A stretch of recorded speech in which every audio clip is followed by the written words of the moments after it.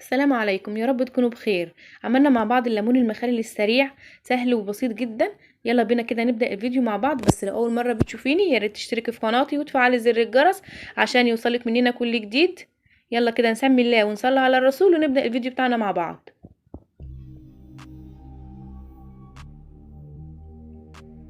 انا حضرت معايا دول حوالي 2 كيلو من الليمون، غسلتهم كويس جدا، نزلت كل اي حاجة فيهم يعني. وبعدين هاخده بقى على النار كده نعملوه مع بعض. جبت حله ومليتها ميه، بتكون الحله كبيره شويه عن الليمون عشان ما تفورش مننا على النار ولا اي حاجه، ومليتها كده لحد اخرها ميه. وبعدين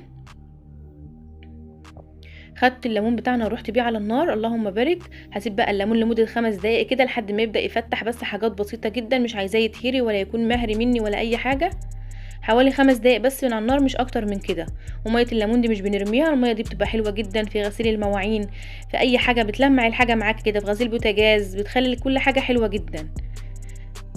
وسبت طبعا الليمون كده بقى ايه، بدأت اغير عليه، سبت يوم كامل كده وبدأت اغير عليه حوالي 10 مرات من المية كده.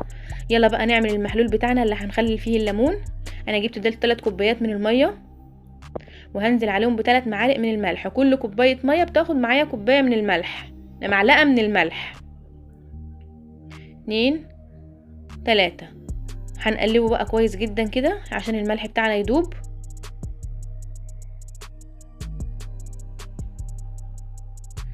اهو بالطريقه دي قلبته كده. هننزل عليه بقى بمعلقه من الشطه، عندك بقى هريسه شطه بتبقى احسن كمان. للاسف ما كانتش متاحه عندي فحطيت شطه ناشفه، حطيت معلقه كبيره حلوه كده. وكنت حاطه كمان في الميه كده معلقتين من الخل، بيدوا طعم كده وبيدوا قرمشه للمخلل، بتبقى حلوه جدا. وهننزل عليهم كده ب3 فصوص من الثوم. الثوم بيدي ريحه وطعم كده للمخلل، بيبقى حلو قوي. يلا بقى كده نجيب البرطمان اللي هنعمل فيه. البرطمان ده حوالي بياخد 1.5 كيلو من المخلل كده.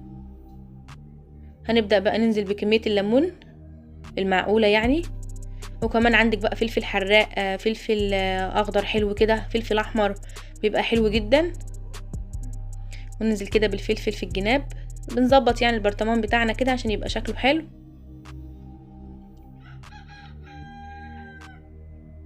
ده المخلل السريع اللي هو تعمليه مثلا بالليل تاكليه الصبح، ممكن تعمليه الصبح تاكليه بالليل.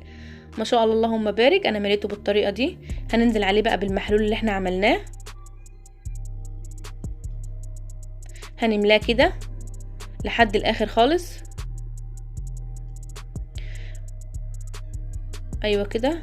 وبعدين هننزل عليه بعصرة ليمونة. عايزه تقللي الشطه قلليها، بس انا بحبها بحبه يعني في سنه حرقيه شويه كده. وبعدين هنزل عليه بعصرة ليمونة واحط الليمونة كمان على الوش.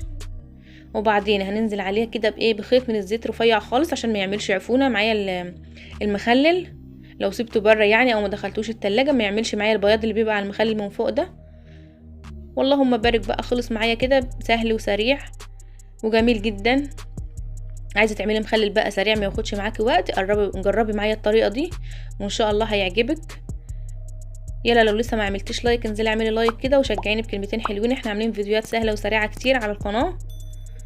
اللهم بارك بالطريقه دي. وخلاص خلص معانا الفيديو كده. ما تنسوش بقى الاشتراك في القناه وتفعيل زر الجرس، والسلام عليكم.